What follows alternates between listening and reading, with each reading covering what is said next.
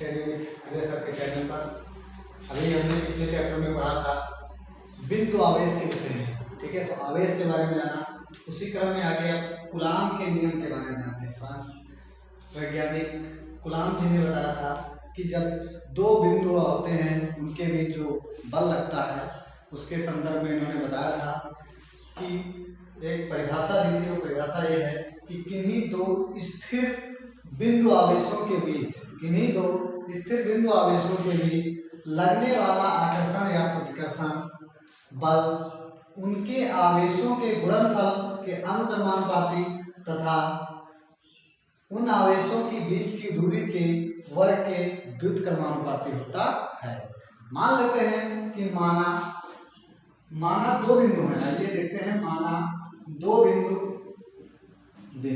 एक बिंदु है ए और दूसरा बिंदु कौन सा है बी। हम दो बिंदु बना लेते हैं, एक है ए और दूसरा है बी।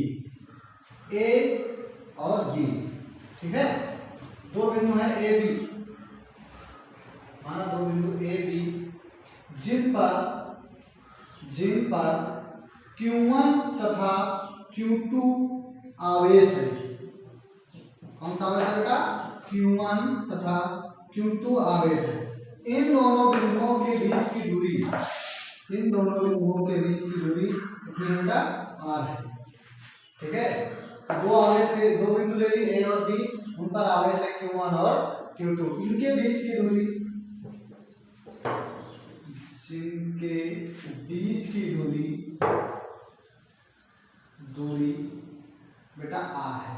तो अब परिभाषा से देखते हैं। कूलाम जी ने बताया था, परिभाषा से हम देखते हैं। परिभाषा से क्या बताया था कि दो बिंदुओं पर जो आवेश होता है इन पर लगने वाला जो बल है F अनुक्रमानुपाती होता है Q1 Q2, ठीक है। दूसरी शर्त बताई कि F अनुक्रमानुपाती होता है 1/r²। यानी कि हम ये कह सकते हैं कि दोनों बिंदुओं पर लगने वाला जो बल है उन आवेशों के गुणनफल के अनुक्रमानुपाती तथा उनके बीच की दूरी के वर्ग के व्युत्क्रमानुपाती। इसको बेटा समीकरण 1 बना लेते हैं और इसको समीकरण 2 बना लेते हैं। अब देखिए समीकरण 1 और 2 से, समीकरण 1 और 2 से दोनों से देखते हैं तो हमारा क्या निकल के आता है? हमारा निकल के आता है F अनुक्रमानुपाती Q1 Q2 अपान r², ठीक है बेटा। जब कभी भी हम कुछ फार्मूला डेरिवेशन करते हैं तो वहां अनुक्रमानुपाती का निशान नहीं रखते हैं। अनुक्रमानुपाती का निशान हटाते हैं और एक बराबर का निशान लगाते हैं। इसके यहाँ पर हम क्या लगाते हैं? नियतांक लगा देते हैं। तो यहाँ पर एक नियतांक लगा दिया, जिसको अंग्रेजी में कांस्टेंट कहते हैं k, ठीक है। तो F बराबर k Q1 Q2 अपान r², ये हमारा फार्मूला निकल के आया, ठीक है। कूलाम ने नियम दिया है बराबर k Q1 Q2 अपान r²। अब देखिए k का मान दो शर्तों पर निर्भर कर रहा है। k का मान दो बातों पर निर्भर कर रहा है, दो बातों पर निर्भर करता है। कौन कौन सी बातों पर? पहली शर्त यह है कि k का मान माध्यम की प्रकृति पर होना चाहिए। माध्यम की प्रकृति, माध्यम की मतलब वो किस माध्यम में आवेश रखे हुए हैं, ठीक है। इन आवेशों के बीच में कौन सा माध्यम है। दूसरी शर्त है मापन की प्रकृति, मापन की प्रकृति, ठीक है बेटा। मापन की प्रकृति मतलब आप मापन किस पद्धति में रहे हैं? एसआई पद्धति में नाप रहे हैं कि सीजीएस पद्धति में नाप रहे हैं, किस पद्धति में नाप रहे हैं। तो k का मान आइए हम देखते हैं। सबसे पहले जब माध्यम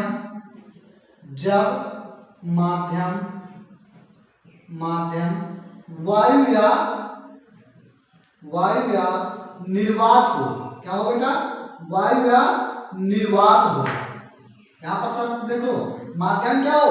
वायु या निर्वात। वहां पर हम k बराबर क्या लेते हैं? 1/4 पाई एप्सिलॉन 0 या एप्सिलॉन नॉट लेते हैं, और जिसका मान होता है 9 × 10⁹ न्यूटन मीटर स्क्वायर प्रति कूलाम स्क्वायर, ठीक है। तो ये होता है k बराबर 1/4 पाई। यहाँ पर एप्सिलॉन देखिए 4 पाई तो मानते हैं आपको एप्सिलॉन, ये है निर्वात की विद्युतशीलता। एप्सिलॉन नॉट को हम लिखते हैं निर्वात की वैद्युतशीलता। क्या लिखते हैं बेटा? निर्वात की वैद्युतशीलता।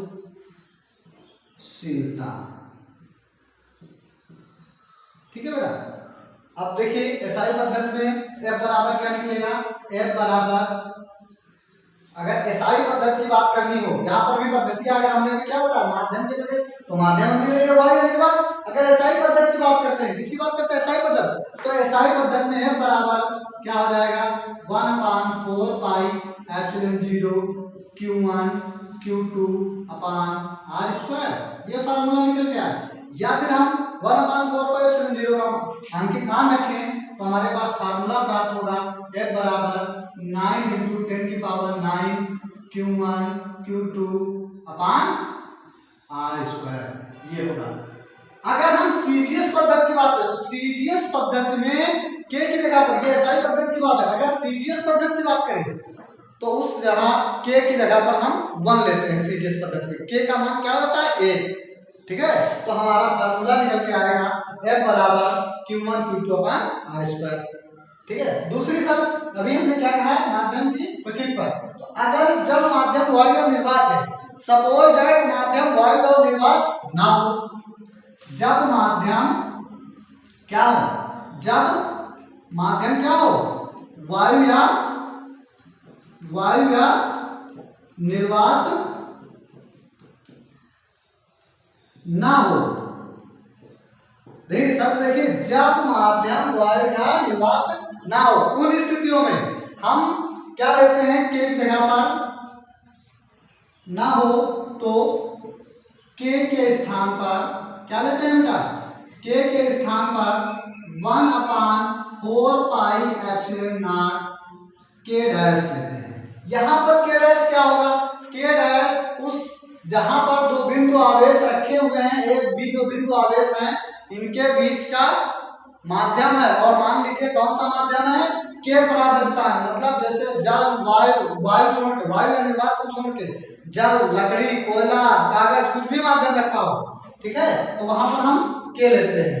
ठीक है। तो k हमारा यहाँ पर क्या प्रदर्शित कर रहा है? k ये प्रदर्शित कर रहा है कि हमारा माध्यम का परावैद्युतांक है बेटा। क्या है बेटा? k क्या है? परावैद्युतांक है। उस स्थितियों में हम देखते हैं यहाँ पर फार्मूला क्या बनता है? F बराबर 1/4 pi epsilon not k dash Q1 Q2 upon R square. ये हो गया बेटा कूलाम के नियम का नियमन। किसका? कूलाम के नियम का नियमन। आइए अब इसमें हम दिशा की बात करते हैं। किसकी बात करते हैं? दिशा की बात करते हैं। तो देखिए दिशा कैसी होती है। अभी जैसे आप फिगर बना, इसमें दिशा किधर होगी? तो इसमें दिशा की जब बात करेंगे तो उसकी अलग अलग शर्तें होती है। ठीक है। मान लीजिए एक आप बिंदु आपने ए माना है और दूसरी बी माना है, इस पर प्लस क्यों आवेश दिया है और इस पर भी बेटा क्या दिया है? समान आवेश दिया, प्लस क्यों दिया है? यानी समान आवेश होंगे तो उसमें क्या होगा? यहाँ पर जो बल लगेगा, किस बिंदु पर? ए पर जो बल लगेगा, यहाँ पर ध्यान से, ए पर जो बल लगेगा वो किधर को लगेगा? इस दिशा में लगेगा, यानी प्रतिकर्षण हो रहा है। बी पर किधर को लगेगा? इस जगह को लगेगा, बाहर को। ठीक है। और इस पूरे निकाय पर जो बल लगेगा वो किधर होगी? बल की दिशा दोनों बिंदुओं को मिलाने वाली, यानी इसको और इसको, मतलब ऊपर नीचे नहीं। यहाँ पर देखिए, जहां पर ये रेखा को मिलाएगा वहां पर क्या लगेगा बेटा? बल। ठीक है। यहाँ पर बल, अगर मान लीजिए ये माइनस होते तब भी वही शर्त होती। सपोज दैट ये समान आवेश ना हो, ये तो समान आवेश है, तो समान आवेश में बल कहां पर लगेगा? इन दोनों रेखाओं को मिलाने वाले पर, यानी पर यहाँ कहीं लगेगा। ठीक है। मान लीजिए सपोज दैट ये विपरीत आवेश हो, एक पर प्लस क्यों हो और दूसरी पर माइनस क्यों हो। तो आप जानते हैं कि प्लस माइनस ऐसे आवेश क्या करते हैं? आकर्षण करते हैं। क्या करते हैं? आकर्षण करते हैं। तो ये क्या हो जाएगा? ये बल किधर को लगाएगा? इस माइनस की वजह से अंदर की ओर लगाएगा। याद है ना? ए से बी की तरफ जाएगा और ये माइनस किधर को जाएगा? अंदर ठीक है, तो ये शर्तें आप लोगों को मालूम होनी चाहिए कि जब समान आवेश है उसकी स्थिति क्या होगी, जब विपरीत आवेश है उसकी स्थिति। एक मिनट सब लोग नोट कर लीजिए, फिर आगे बताते हैं। अब देखिए यहाँ पर के लिए शर्त नोट हो गया। चलिए बातों पर देखिए, जब हम के लिखेंगे तो के का मान निर्वात या वायु के लिए, ये तो परावर्तन की इसकी बात कर रहे हैं, परावर्तन यानी के डैश, परावर्तन की बात कर रहे हैं बेटा, किसकी बात कर रहे हैं, परावर्तन। जो के डैश है उसका मान निर्वात तो हो गया वायु, ठीक है, निर्वात या वायु के लिए क्या होता है, 1 होता है। इसके बाद निर्वात या वायु को छोड़ के उसके बाद के का मान हमेशा क्या होता है, 1 से अधिक होता है। इसके बाद निर्वात या वायु को छोड़ दिया जाए तो के का मान क्या होता है, के का मान जो होता है वो क्या होता है, 1 से अधिक होता है। इससे अधिक होता है, 1 से अधिक होता है, ठीक है बेटा, पहले सब ठीक है। और निर्वात होगा तो डैश का मान 1 से अधिक होगा। यहाँ पर दोनों शर्तें आ रही हैं कि निर्वात में एक डैश का मान 1 होगा और या निर्वात नहीं है तो 1 से अधिक। अगर मान लीजिए धातुएं हैं तो वहां पर परावर्तन जो के डैश लगाया है उसका मान क्या है, अनंत होगा। क्या होगा बेटा, अनंत होगा। किसके लिए, ये होगा धातुओं के लिए, धातुओं के लिए। अच्छा ये किसके लिए है, ये जब निर्वात ना हो, ठीक है बेटा, चलिए नोट कर लीजिए। फिर इसमें बताते हैं हम परावैद्युतांक और जो कार्यरत बल है वायु या निर्वात में, ठीक है। तो वायु में बल, वायु में दो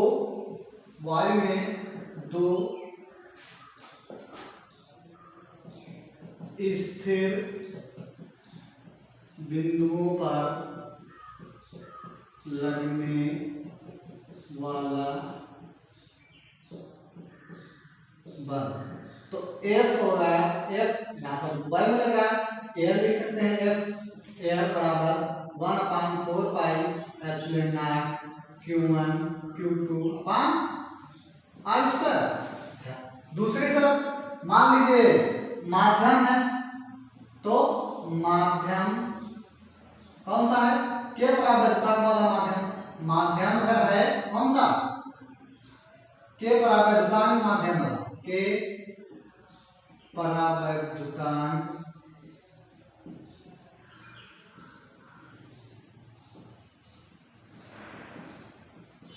वाले माध्यम में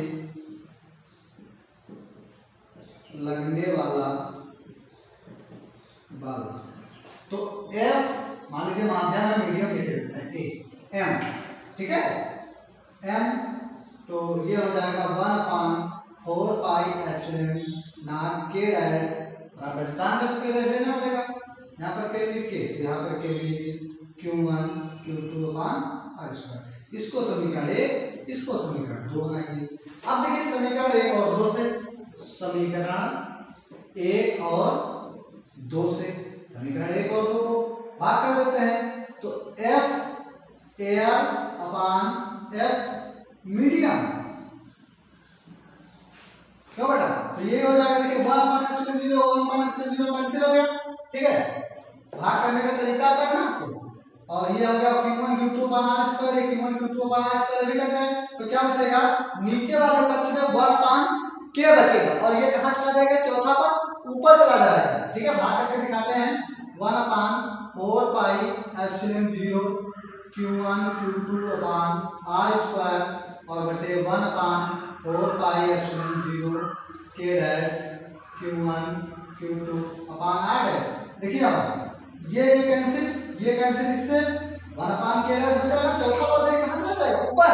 तो ये हमारा निकल के आएगा फार्मूला F एयर अपान F मीडियम बराबर, ठीक है। तो फार्मूला हमारा क्या बना, F एयर अपान F मीडियम।